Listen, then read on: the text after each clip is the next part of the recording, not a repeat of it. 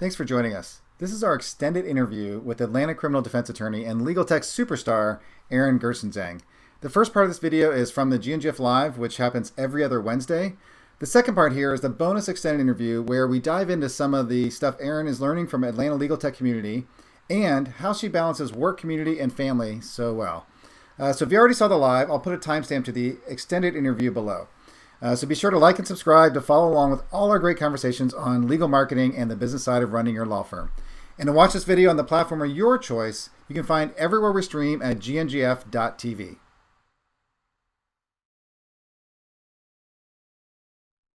Welcome to GNGF Live, your bi-weekly Ask the Experts about all things law firm marketing and business growth. I'm your host, Mark Homer, author of Online Law Practice Strategies and founder of Get Noticed, Get Found. Today, I'm very excited for our guest. Erin Gerstenzang and I have run into each other for years at different legal technology conferences. I'm very excited to talk to her today, not just about her solo practice, but also the community she's helping build that supports small and solo law firms. Today, please forgive any audiovisual issues. For example, I'm having to look at a screen and not a teleprompter today. So please forgive any issues as we are both, Erin and I, working at our respective home offices due to quarantine in each of our states. So if you see a kid come in or, a dog bark or something, just understand because this is the new normal. As always, be sure to like and subscribe our page, not just the video, and so you can get updated the next time our episode goes live. Of course, it does never hurt to show just a little love and high five that like button with your mouse right now. We do have moderators in the chat, so please ask questions and interact while we're live. If you're watching this in the future, though, after we're live, we do monitor Facebook and YouTube comments. So we'll work to reach out to our guests and answer any follow-up questions you have. That's because we love you all, and we love getting to meet you in person or virtually in person. So come see us virtually. Let's see, we just finished up a whirlwind set of events with Lawyer Forward, Nevada Bar, Louisiana Bar, where were we at? Florida Bar, on a whole bunch of panel discussions around practicing law remotely and technology and marketing. So, but our next event is the Small Firm Bootcamp, May 6th through 8th, I believe. Joe, you can get a link to that in the chat. But it was supposed to be in New Orleans, but now it's virtual. It's a great event that Ernie Svensson puts on. So be sure to check it out. I think it's like great price now too because it's all virtual. So should be worth checking out. You can watch it from your office or home office. So be sure to look for us there. And on weeks that we're not streaming videos, we do drop a video as part of our GNGF Tips series. These are in-depth videos focusing on one topic at a time. So check it out on our YouTube page. Joe, can you throw the latest video in the chat? And also throw the one in there that Chris did about running a remote law firm. And check them out. Like I said, we drop a new video of GNGF Tips every other Friday. All right, let's get to the interview. Erin Gerstenzang, thank you for joining me today. Thanks for having me. I'm really excited to be here. Awesome. So quick question. Like, you come from a family of criminal defense attorneys. We've talked about that before. Like, I mean, everybody, I think, in your family pretty much is a criminal defense attorney, parents, sister, right? I mean, is it brother too, I think? Yeah, one of the two. One of the two. One of the two. Yeah, you have a black sheep of the family. What are We do. He's in Singapore, obviously. In Singapore. So tell me like how that influenced you growing up in a legal family. Yeah. So I think anybody who grows up in a small business with their parents, owning their small business, you have a very strong, a part of your identity is attached to that because it's not just your parents' work, but it's really just like part of how your family operates. So, I think growing up in that environment, we were all very much, exposed to the kind of work that he was doing. And, clients have emergencies, not necessarily 9 to 5, especially in the criminal defense world. And so we would often hear those conversations happening at home, or see that work happening. So that has always been, I think that was a really big part of, not just for me, but probably also for my siblings of growing up. We have very strong memories of that. Yeah. So what lessons in watching, because if you grew up in a small business, like I know my kids have to help me do stuff all the time in the business, right? So what kind of like lessons did you learn that you hold on to now that you have your own law firm? I think, some of them, and you realize that you're learning them explicitly as a child. And because, maybe your parent is there telling you this is why we do this. And then I think some of that's more sort of things that you absorb and realize as you form your own business. But one of the things I think I always think about, because I get to talk to lawyers now. And when I first started getting on stage and talking to lawyers about technology, I'd always talk to them about being accessible to clients and having your cell phone and giving your cell phone number to clients. And I always found it was so funny that the pushback I would get from lawyers, they'd be so horrified about the idea of giving that kind of access. And I think nowadays people are much more comfortable with that. But, even 3 or 5 or 7 years ago, people were not handing out their cell phone number. And so I think when you ask me one of the things I learned growing up, we had a very young age, all of us had to know how to answer the phone and take a message for my father, because clients would call us at home. The outgoing voicemail box of his law firm was like, if this is an emergency, call Peter Gerstenzang at 518-439-0157. And if you didn't have, and now it has the same thing, it just has his cell phone. Yeah. So I think that access to that idea that, you're not irritated by clients who call with problems during the dinner hour if they need to talk to you, that sort of like embracing that and being there for your clients. So I think that's always been one of the cornerstones of my practice, has been accessibility and sort of working as a team together, as opposed to trying to put up those barriers. But I think that when I think about it, that was definitely part of when I thought about growing up with a father who's a practicing lawyer. It definitely meant, the phone could ring at any moment, and whatever we were doing, might get sidelined for, some kind of work emergency. So I can totally picture like you having to learn to answer the phone as a kid, like in a very professional manner, like, Oh yeah, no, and we don't give kids enough credit. I think kids can do a better job at that than we give them. But then we would all get dragged in very early on. At the time, we thought we were getting responsibility being brought in to answer phones on vacations. But looking back on it, I'm the oldest of 4. I think they were just like pulling us out of the house to make things, life easier for my mom and the kids at home. But we were working in the office, summers, on all vacations, taking messages, greeting people at the door. So I don't know how it was perceived, but it seemed to go fine. That's awesome. So on the other side of that though, so, like again, growing up with the family law firm, what do you think you do different now than you saw growing up around your parents' firm? It's funny because my parents' firm still is very active and thriving. And they have a criminal defense firm, and my brother works there as well. So it's not something that is even, historic kind of thing. It's still thriving, and we have a lot of different approaches. So we often get in debates about actually technology and marketing. So I will tell you, you'll appreciate this. My father has done very little marketing in his law firm ever, and he established expertise and dominance in his field early on, and wrote a book and did these very traditional sort of, I don't know if it's traditional at the time, but now looking back on it, traditional ways of raising your profile. And so he became the household go-to name for, DWIs in New York. But whenever we talk about marketing and, SEO, the pushback is, look, I've never had to worry about that. And it's like, okay, well, that's true. If you've had a website for 20 years and you're the person, it's hard to argue with somebody about what you should be doing in today's modern world of marketing when they're still crushing it and they're doing none of those things. None of those things are happening. Yeah, it's interesting because there are a lot of firms who just, especially if they had a website early on, there's just inertia, right? Yeah. It's just, hey, like that website's been around so long where it just gets a lot of traffic. But that's right. I mean, we've talked about, like there's something to be said for, like if you really can brand around the expertise, you can do a lot without spending crazy amounts on, like digital marketing. So yeah, makes sense. Yeah, no, that's true. But I think one of the ways that I've continued to do the same thing that they've done is public speaking and speaking at legal events. And my brother does a ton of that in New York. My dad does as well. And they always spoke to judges and police officers and other lawyers and teaching them procedures. And that's how I started speaking as well, was in training and instruction on the law. And that has always been that old school sort of method of marketing. And so I think, although maybe it doesn't get you as much SEO push as it might have historically, I think that what was true when my father was building his career is still Mm-hmm. true and has been worked very well for me as well.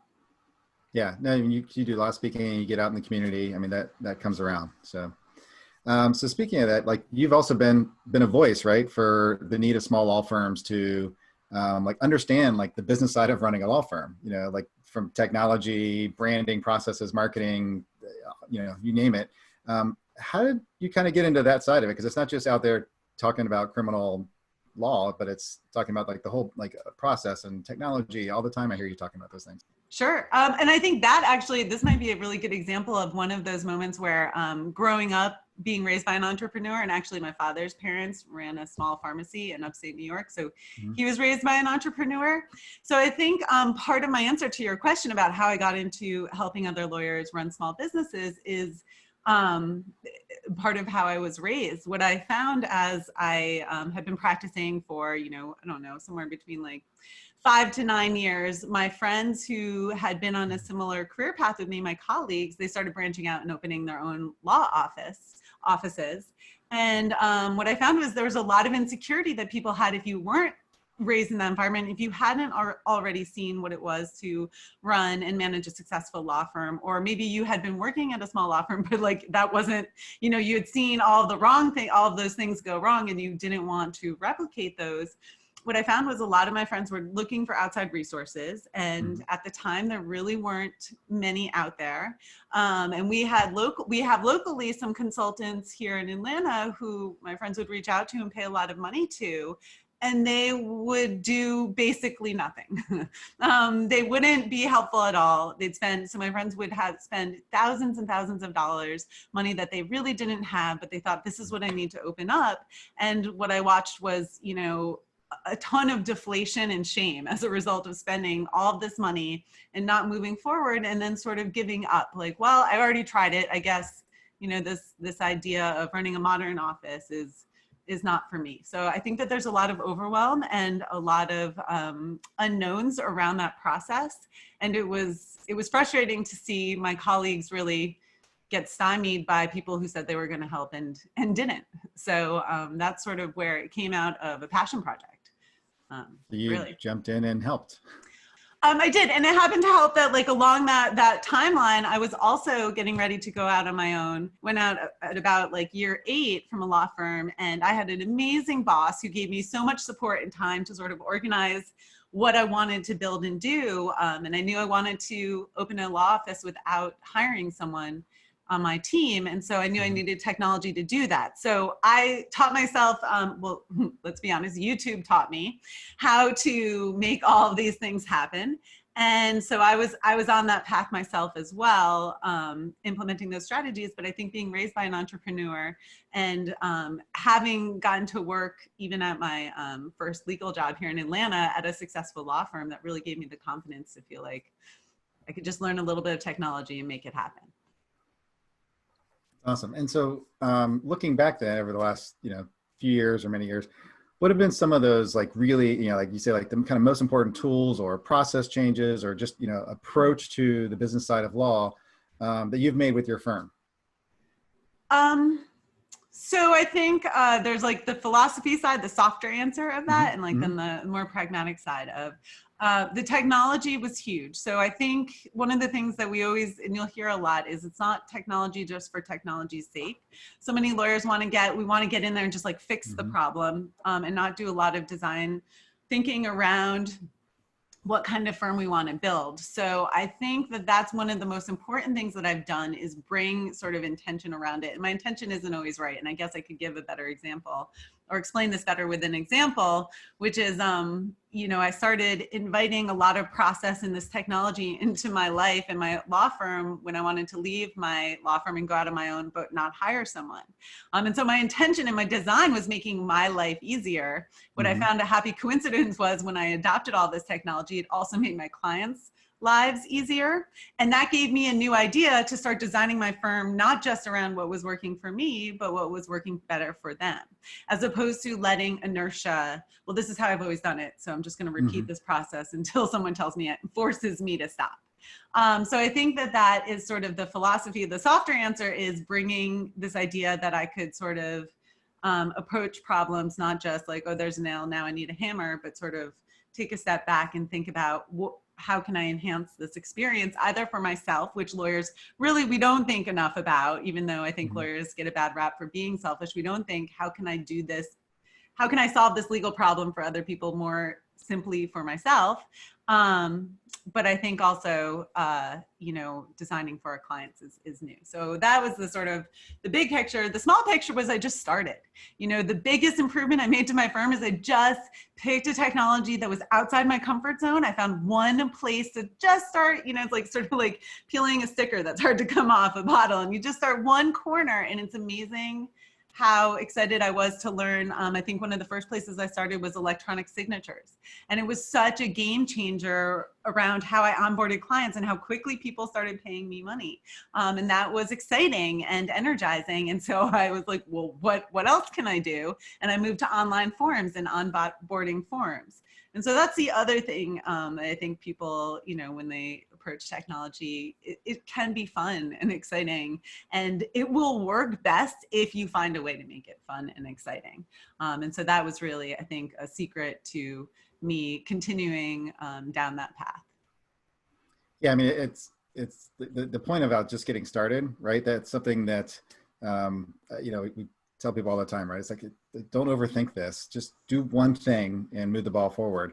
So that's, it's an important takeaway. But I liked, rolling it back to your point of like, it's just thinking different, right? Like you kind of said, like the design thinking, and which maybe is a word that scares people anyways. But like, it's really just approaching, like, okay, what am I trying to solve to be better? And then going and doing something. And doing that over and over and over, it starts becoming probably just like a way of life now for you, right? You probably like just see all these little things and go, oh, well, we need to work on that next and work on that next, and just always improving.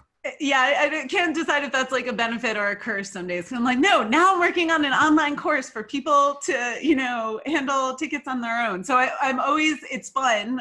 You got to stay focused, but that's a great problem to have. If you have too many, cool, fun ideas to chase down in the practice of law, like, well, then that's a whole new world for a lot of lawyers. Right. So this kind of, brings me to like, this philosophy thing you've talked about, because you told me about how you always talk about how lawyers can get better at solving new problems. So tell me more about that. Yeah, I always love the idea of encouraging lawyers, especially small law firms, to think of new problems for clients to solve, because it's so easy. Inertia is such a powerful force. And if we're not constantly examining how inertia is influencing our business, then it can take over. And so I think we have this inertia in the practice of law, especially small law, of defining very narrowly the kinds of problems we solve. So family law. So as family lawyers, we solve family law problems, which means a lot maybe to lawyers, but we don't even have good ways of talking about it to the public, because there's all kinds of different ways that you might need an expert in laws that impact the family. So one great classic example that I love in the criminal world, where we talk about this, it's just clever marketing. This isn't actually, I don't think, a super unique problem. They just figured out a unique way of talking about the same old problem that is just excellent marketing. And this is in the criminal world, there's a criminal defense attorney who branded themselves as like, I help teens with drug and alcohol offenses, charged with alcohol offenses, as if they are a firm that only caters to teenagers, and that's, teens who are going to be treated as adults. So there's no real specific distinction. They're not honing in on a distinction in the law. They're honing on a distinction of an emotional experience that people have, like who's hiring a lawyer for a 19-year-old who's charged with a minor in possession or a marijuana offense. Often it's going to be their parents. And when their parents are looking for a lawyer, their parents aren't thinking, my cute little 19-year-old needs a criminal defense attorney. They're thinking, oh no, we need a law firm that specializes in teen offenses. And so I think that that's a really clever way they've identified this sort of new way of talking about a problem that, for the most part, criminal defense attorneys, because from our perspective, as like sort of surgeons, we're like, it literally doesn't matter. That part doesn't matter to us in the courts, but it very much matters to the emotional experience that the people who are hiring have. And so I think that smart marketing for lawyers is not just is sometimes about how we talk about the pain points that people are having. On the flip side, like there's all kinds of new problems that people are having. I think in the criminal, like leaving it in the criminal defense world, there's new kinds of offenses like cyberbullying. A lot of moments under the law where you wouldn't have traditional, what the outside world thinks of as like traditional criminals, whatever stereotype that is. There's all kinds of new offenses where we have a lot of people who don't consider themselves to be criminals who are getting charged, and we need to think about how we reach those markets and think about those new problems that they're encountering. So that might be like school disciplinary hearings as a result of criminal charges. We have a new registry in Georgia that people are getting put on that prevent them from being able to get work in the future. And so looking for those new opportunities and paying attention to what are people coming to court for, or what even checking Google searches, what are people Googling around this topic, I think is really valuable for lawyers to start reframing how they talk about their business and how they talk about the ways in which they help people solve different kinds of problems. Yeah, I mean, it's interesting. Like it's you mentioned this even when you're talking about like your design thinking, right? You started off by saying, what can I do to make the practice of law easier for me? And then realize that, oh, wait a second, as I'm doing some of this stuff, it's now helping my clients. So they're getting more excited about like working with me, or more satisfied, and they're easier to, think I'm easier to work with. It's kind of similar thing here, right? It's like, solving new problems is also maybe just listening more. Oh, yeah. Right. To the audiences that are out there looking for legal services, and saying, well, what are they actually asking? I mean, it's the example I always give on this similar topic is like the attorney bio pages of the standard, the old school attorney bio page. It's, where you went to school, who you clerked for, like the things that, and that mean a lot, like, like who you clerked for, and like, where you went to school and stuff. To another lawyer, like those 2 or 3 bullet points is enough for somebody to go, okay, I've just now judged you, like at some level, right? To a consumer who wants legal services, yeah, unless they're like in-house counsel, right? Like, they have no idea what that means and don't care, right? Well, and it's baffling because you're like, oh, do you see some of the lawyers who have the signature line of their email, and it has like every possible emblem, seal that you could get from organizations that, they may be good, they may not. The legal consumer doesn't know. And any lawyer who you're emailing with who sees it is probably irritated by it. So it's like, oh, that's... Yeah, they're irritated, but to the consumer, right? It's like, well, it's something. It may or may, sometimes it is and sometimes it isn't. But I think that there's also, I think lawyers assume that it's that those sort of things signal something that maybe they do or don't. Another place people, I think, can think about solving those new problems, you mentioned listening. One of the things I love to encourage lawyers to do is think about how you might be able to monetize things that you're already doing for free for a client. So people who are calling your office and maybe they have a pain point that hasn't traditionally been a place where you could charge enough money for it to make sense for you to help. Well, these are also opportunities that you can build in sort of new services and revenue streams of like, well, there's a white paper you can download for $15 and this explains all of your options. And so this is what we've made available, and you can build that into an automation. So I think thinking about those those questions that you probably are an expert in answering and solving already, and you just really haven't tried to be creative or curious about how can you maybe scale that for a larger audience and make that in some way profitable. Yeah, because there's a big gap, right? I mean, there's people that don't even know they need a lawyer. There's people who think they need a lawyer but they can't afford it or don't know where to start, right? But and then it seems there's a big gap of just here's the traditional way of practicing law. Yeah. Right? And so like looking at that gap for creative problem solving, a lot of times the problem solving is, to your point, just messaging, saying, look, I understand your pain. You're going through this one specific thing. Let me talk about this one specific thing over here that I help with. Right. Or the way I help. Right. Yeah. And there's so many opportunities to help. And I think as law firms right now, in particular, are thinking about future proofing, I think this is really a place where we know that there's such a large access to justice. That's not going away, right? Like there's not a lot of things that we can be completely certain about when we're experiencing disruption, but there are so many people who have legal needs that are unmet. And I think that when attorneys in times of uncertainty are thinking about future proofing, thinking about ways to tap into those scalable, smaller legal solutions, it's a great place to play because you can easily launch like MVPs and you can experiment very easily.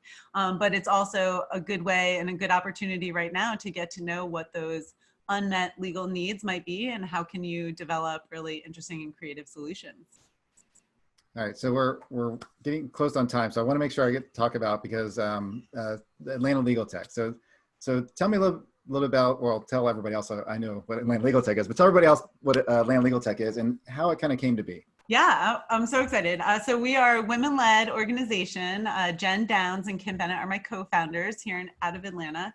And we've been at this now for well more than 3 years. And we started out as meetup group. I got introduced to Kim and Jen through, legal tech's so great. You meet somebody awesome at some conference all the way across the country in legal tech, and then they connect you to people who actually, Jen Downs lived in my neighborhood. So Dan Lear connected us.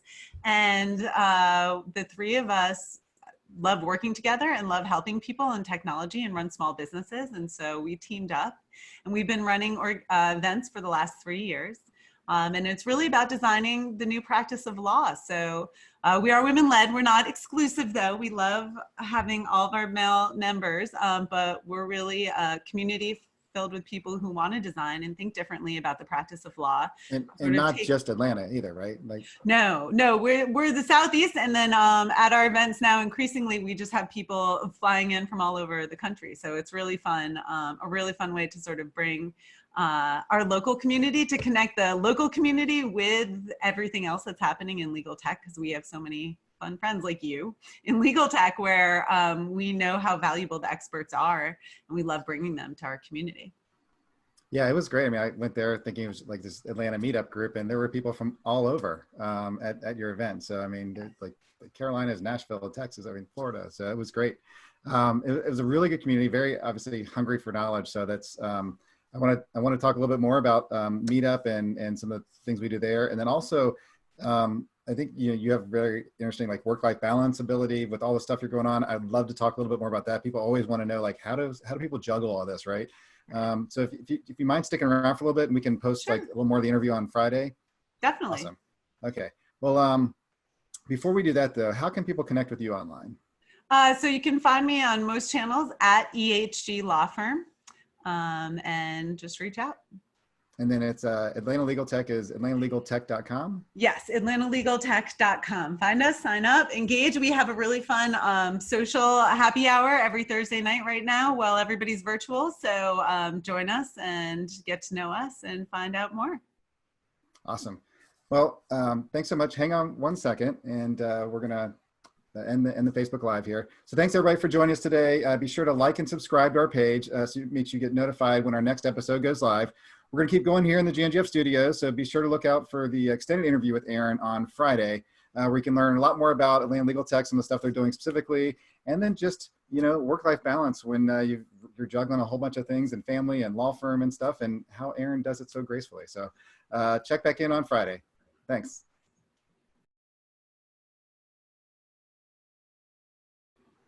All right, thanks for sticking with us, Erin. So I want to talk more about Atlanta Legal Tech. So I've been to some of your meetups, and you and your partners in Atlanta Legal Tech have obviously helped a lot of lawyers. I mean, people are just really passionate about your group, which is awesome to see. But I'm curious, like, what do you personally get out of the community? I think it started as excitement, just like, I mean, if I'm honest, friends. Like one of the driving forces, one of the reasons that me and Kim and Jen have worked so closely together is connection. And I think even more so than ever, that's something that we don't necessarily always have in that community. And so, yeah, I'd always been part of the legal community through my criminal defense channel. And so all of my friends, all of the people I knew, we all did the same kind of law, like even niche down to DUI defense and criminal defense, like a whole subsection. But that made my community really small. And so finding legal tech and then finding Kim and Jen and it wasn't just them though, because the community legal tech, as you know, is pretty large. And once you start going to conferences, it's sort of hard to not make awesome, smart friends around the country. And so I was lucky enough to do that. And I saw immediately, like, if you look and track my firm for the last, probably now 5 years since I've been involved with legal tech, I've done so many more experiments. I've done so many more interesting things online and found new opportunities for revenue because of the community, Megan Xavier and Erin Levine and, Jess Birkin and all of these amazing people, Stephanie Everett, who have been such a strong influence on the decisions and have been available to me when I call them and ask them about a crazy idea that I have. How should I do it? What advice would you have? So that advice has been so valuable to me. So really with Atlanta Legal Tech for me personally is recreating that with all these other lawyers who I saw, at least when we first came to it, I was like, hey, these are all the lawyers who are on the ground, like doing all God's work in the courts. We need to get this information to them in a digestible way. And so it's been growing that community, not just the national legal tech community, but now local attorneys here in Atlanta who are building apps for, people to file personal injury claims on their own and experimenting and doing new things. It's so great to see them succeeding, but selfishly, like now I have an even better, smarter crew of people to draw on when I want to innovate in my own practice. So it's very like symbiotic, like you get to give back, but at the same time, by being there and listening and seeing the ideas and stuff, you come back and you've implemented things in your firm because of all this. So and you get to report wins. Like solos, it's very lonely running a solo, and so it's so awesome to launch an online class and then have your friends be like, okay, how many sales happened today, and celebrate and sort of it's a great fun thing to be a part of and see it succeed in your business. I mean, it is a great community. So what are some ways people can get involved in that community? Just because I know, like I was there for one of the summits. Is it Summit? It's called, right? Yeah. The summit was great, and I can't wait to go to the next one. You guys just recently had like some virtual happy hours, because we can't have actual happy hours right now because this is being recorded in the midst of the coronavirus crisis going on. To date the interview real quick, but yeah, that's right.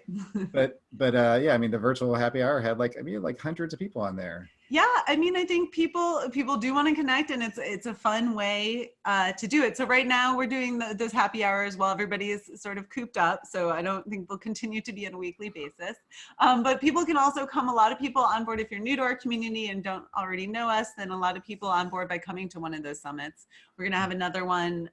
We'll see. End of August, it will be happening. So the question is, how much of it will be in person and how much of it will be virtual? As every event is sort of in that purgatory right now. But so that's one way people on board, or people can join our online platform. You're a member there as well on Mighty Networks, and you can get master classes and more sort of one-on-one content and connection with the community. So it's a place where we can all experiment and innovate and bring our ideas and help each other. So that's the online portion, but you can find out more about it online at our atlantalegaltech.com. Awesome. And we'll make sure we'll get that in the chat, that URL. If Joe hasn't done that already, I'm sure he probably already has, because he's faster than I am to put that in our chat. So, so now let's switch gears a little bit and talk about that fact that you run a successful solo firm. You're helping grow Atlanta legal tech community. You're traveling around speaking about legal tech to, in California and Chicago and everything, right? Where I see you everywhere. But you're also very active at home. Like I think we've talked you said you're a big CrossFitter. We've talked about health and fitness a bunch. Gosh, I think we spent like an hour talking about health and fitness one day. You're a yoga junkie. You camp, hike with your family. How do you think you've been able to strike that balance? I don't know if you really ever step back and think about it, but because I know a lot of solo lawyers out there who have trouble just finding the time to keep their practice moving forward, and you're kind of doing 3 or more things. Yeah. Well, Instagram lies. So don't believe the lies. Nobody's doing all of that. Nobody is that superhuman that you just described. And the best any of us can do is like succeed at one while failing at the other, and like you're just trying to keep that sheet that's too small, get it on the bed.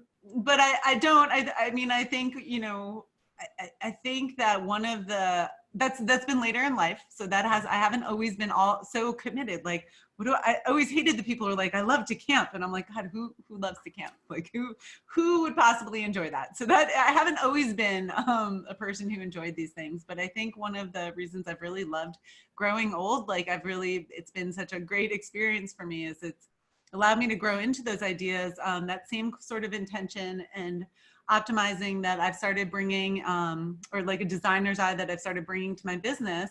I've also, one of the nice things is I brought it to my life as well. And so, whereas I didn't necessarily have all of those pillars of like trying to eat well and get movement into my daily routine, and be outdoors and spend as many hours as possible outdoors.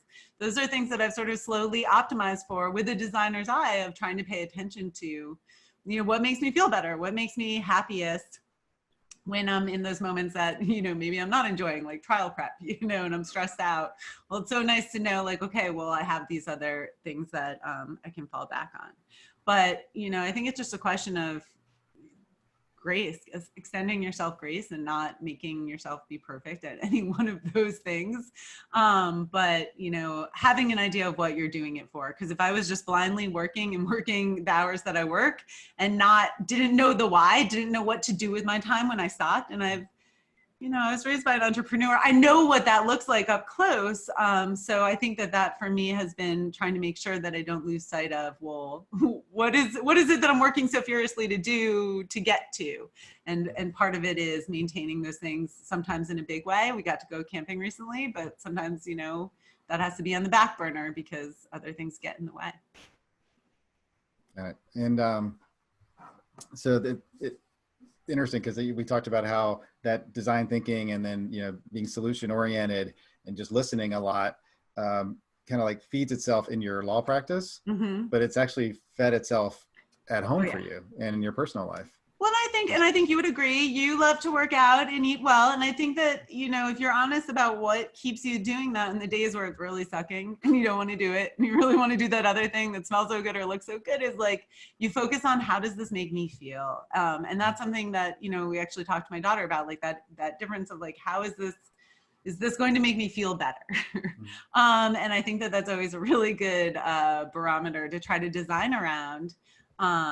But requires being willing to experiment and also honest, with yourself about, well, like, that was really amazing, but I feel terrible for 2 days later, so maybe next time you optimize for something else. Yeah. It's like, don't be perfect, but just constantly improving. I like that. Right. Well, with that, that's all the questions I have for today. So thank you so much for joining me, Erin. Thank you for having me. So fun to see you and connect with a real live person. Virtually. Outside these walls. One of these days we'll be able to travel again, and I'm sure I'll see you at a conference somewhere soon. That's right. Hopefully Cleo is still on. That's the one. Do you have any predictions? So when it is, we're going to go. Because it's October right now, right? I mean, so October's feeling safe, but let's cross our fingers for that. That's right. Yeah, and it was funny, like all the names you rattled off, I'm like, yeah, they've either been on a Facebook Live with us or will be on a Facebook Live. So that was a good list of people. Perfect. Right. Nailed it. Well, thanks, Erin. We'll catch up with you later. Awesome. Thanks, Mark. Have a good one. Bye. Hey, what's up? I'm Josh. Thanks so much for joining us. If you feel like you learned something today, think of how beneficial it would be to chat with myself or another one of our marketing consultants one-on-one. Go ahead and visit our website to schedule your free consultation. It only takes a minute.